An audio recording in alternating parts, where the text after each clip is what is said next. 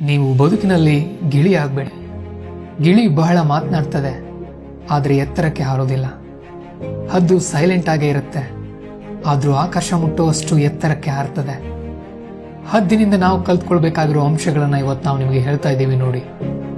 Number 1, ಹದ್ದು ಎತ್ತರಕ್ಕೆ ಏಕಾಂಗಿಯಾಗಿಯೇ ಹಾರ್ತದೆ. ಗಿಳಿ, ಕಾಗೆ, ಗುಬ್ಬಿ ಮತ್ತಿತರ ಸಣ್ಣ ಸಣ್ಣ ಪಕ್ಷಿಗಳೊಂದಿಗೆ ಅದು ಹಾರಾಡೋದಿಲ್ಲ.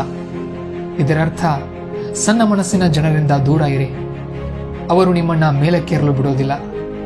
ಹದ್ದು ಯಾವತ್ತಿದ್ರೂ ಹದ್ದುಗಳೊಂದಿಗೆ ಹಾರಾಡಬೇಕು, ಹಾರಾಡುತ್ತೆ. ನೀವು ಯಾರೊಂದಿಗೆ ಕಾಲ ಕಳೆಯುತ್ತೀರೋ, ಸ್ನೇಹ ಮಾಡುತ್ತೀರೋ ಅವರಂತೆಯೇ ಆಗ್ತೀರಿ. Be careful. ಒಳ್ಳೆಯವರೊಂದಿಗೆ ಸ್ನೇಹ ಮಾಡಿ. ನಂಬರ್ 2, ಹದ್ದುಗಳಿಗೆ ಒಂದು ವಿಷನ್ ಇರುತ್ತೆ. 5 ಕಿಲೋಮೀಟರ್ನಷ್ಟು ದೂರ ಅವು ನೋಡಬಲ್ಲವು. ತನ್ನ ಬೇಟೆಯನ್ನ ಪಡೆಯುವವರೆಗೂ ಅದು ಬೇರೆ ಏನನ್ನೂ ಲೆಕ್ಕಿಸೋದಿಲ್ಲ. ಇದರರ್ಥ ಒಂದು ವಿಷನ್ ಇಟ್ಟುಕೊಂಡು ಗುರಿಯ ಮೇಲೆ ನಿಮ್ಮ ಗಮನವನ್ನು ಕೇಂದ್ರೀಕರಿಸಿ.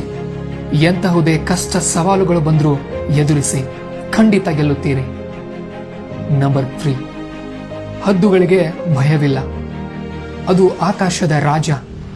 ಬೇಟೆ ಎಷ್ಟೇ ದೊಡ್ಡದಿರಲಿ, ತನಗೆ ಬೇಕು ಎನಿಸಿದಲ್ಲಿ ಹದ್ದು ಅದನ್ನ ಬಿಡೋದಿಲ್ಲ. ಹೋರಾಡಿ ಪಡೆದೇ ತೀರ್ತದೆ.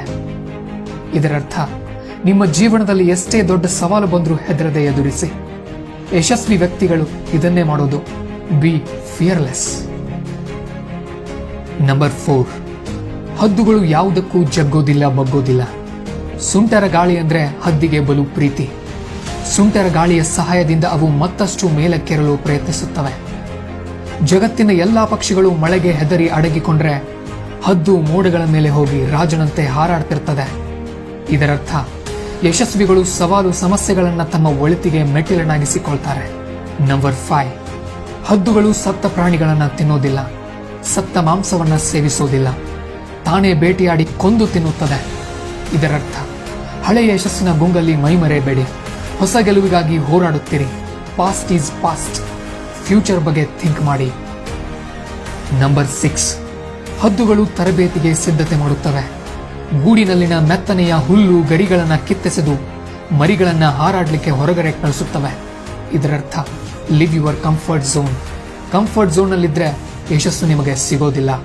ನಂಬರ್ 7, ಹದ್ದುಗಳು ಹೊಸ ಹುರುಪಿನೊಂದಿಗೆ ಬದುಕುತ್ತವೆ. ವಯಸ್ಸಾದಂತೆ ಅವುಗಳ ಗರಿಗಳು ಬೀಳುತ್ತವೆ. ಹದ್ದುಗಳೇ ಅವುಗಳನ್ನ ಕಿತ್ತೆಸೆಯುತ್ತವೆ.